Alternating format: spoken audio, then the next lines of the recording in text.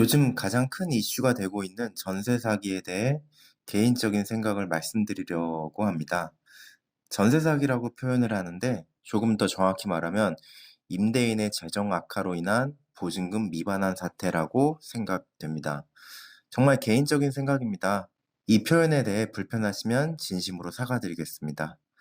영상 후반부에 전세 사기가 발생할 수밖에 없었던 근본적인 이유가 있으니 꼭 끝까지 시청해 주시면 감사합니다.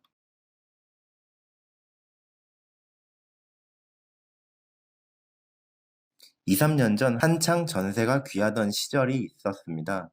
세계적인 초저금리 시대였고, 그로 인해 전세대출 금리 및 주택담보대출 금리가 엄청 저렴했었습니다. 실제로 1%에서 2%대 금리였었고요.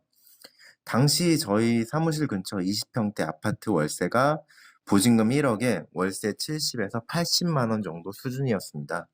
그 당시 20평형 아파트 전세 가격은 3억에서 3억 3천 선이었고요. 동일 매물이 전세나 월세로 진행한다고 가정을 했을 경우 이 당시에는 월세로 집을 얻는 게 바보였던 때가 있었습니다.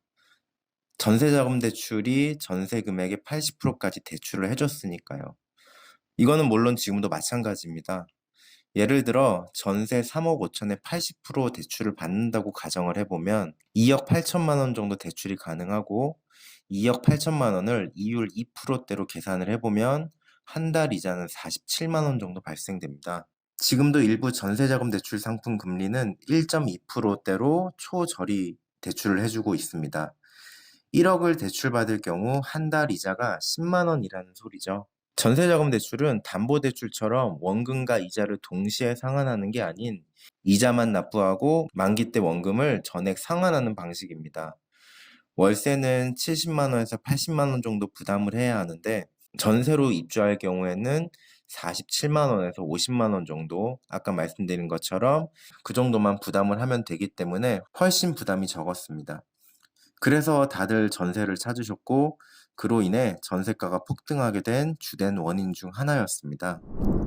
또한 임대차 3법을 개정하면서 임차인분들께 2+2 개념으로 최대 4년간 주거를 보장한다는 정책을 시행하는 바람에 임대인분들께서 최초 계약할 때 전세 금액을 추후 2년 후 금액까지 임차인에게 전가시켜서 전세 금액을 책정한 것도 전세금 상승에 한몫했고요.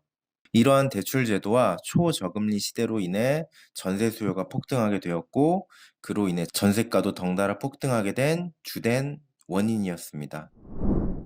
다만 주택담보대출의 경우는 조금 다릅니다. KB 시세가 있는 아파트와 KB 시세가 없는 빌라나 다가구 주택의 경우 담보대출 방식이 조금 차이가 있습니다. 아파트의 경우 KB 시세의 60에서 70%, 빌라나 다가구 주택의 경우는 주택 감정가의 60에서 70% 정도 담보대출이 가능합니다. 예를 들어서 매매가가 5억이고 전세가는 4억이라고 가정을 한번 해보겠습니다. 아파트는 앞서 말씀드린 것처럼 KB 시세의 60에서 70% 정도라고 말씀을 드렸죠. 매매가가 5억이라고 가정을 해보면 KB 시세는 일반적으로 살짝 낮게 책정이 되어 있습니다. 일률적이진 않지만 보통 매매가의 15%에서 20% 정도 낮다고 보시면 얼추 맞습니다. KB 시세 4억 5천이라고 가정을 해보고 전세가는 4억이라고 가정하겠습니다. 담보대출 비율은 4억 5천에 60에서 70%, 전세자금 대출 비율은 전세 금액의 80%. 따라서 담보대출 금액은 3억 1,500만 원이 나오고 전세자금 대출 금액은 3억 2천만 원이 나오게 됩니다. 집을 사는데 필요한 대출 금액이나 전세자금 대출 금액이나 큰 차이가 없습니다. 오히려 집을 사는데 필요한 대출이 덜 나오는 상황이 발생을 했죠. 즉, 내 시드머니가 조금 더 많아야 한다는 뜻입니다. 이뿐만이 아니에요.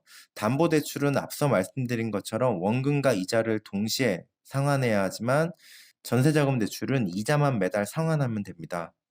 매달 나가는 비용 자체가 달라지게 된다는 거죠.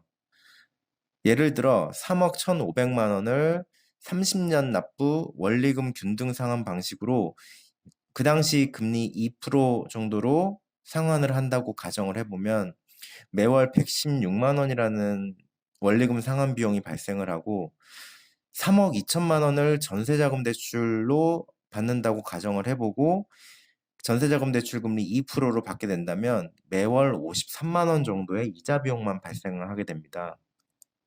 집을 구입하는 데 필요한 비용이 전세로 얻는 비용보다 2배 정도 더 높게 발생을 했었습니다.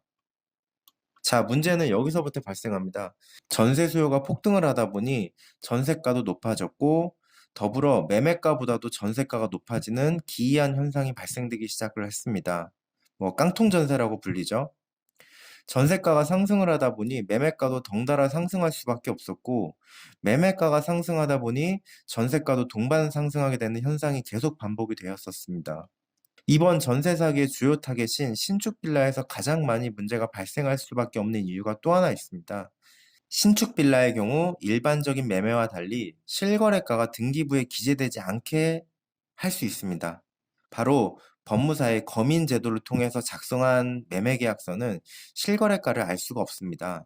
오로지 분양자와 수분양자 둘만 알죠. 예를 들어 101호와 102호를 분양한다고 가정을 했을 때 두 호수의 분양가를 서로 모르게 하려면 분양계약서를 작성하고 법무사가 그 분양계약서 검인을 받으면 등기부에 실거래가가 기재되지가 않습니다.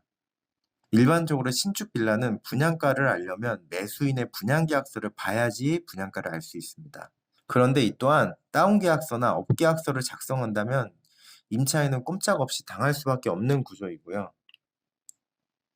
이 제도로 인해 매매가보다 전세가를 높게 책정할 수 있었고 실제로 깡통 전세로 인해 피해를 보시는 분들이 상당수 발생하였습니다. 이런 문제가 계속 발생되어 왔으나 중개사나 집주인이나 은행, 묵인하고 쉬쉬했기에 이번에 이런 사고가 터진 게 아닐까 생각이 됩니다. 전세 사기 당하신 분들 정말 죽을 만큼 힘드신 거 잘 압니다. 힘들게 모아온 전 재산을 하루아침에 날릴 처지에 있으니 정부에서는 조속히 일반 국민들과 피해자분들을 위해 모두가 수긍할 수 있는 적절한 대책을 마련하길 간절히 바라면서 영상 마치도록 하겠습니다. 끝까지 시청해 주셔서 감사합니다.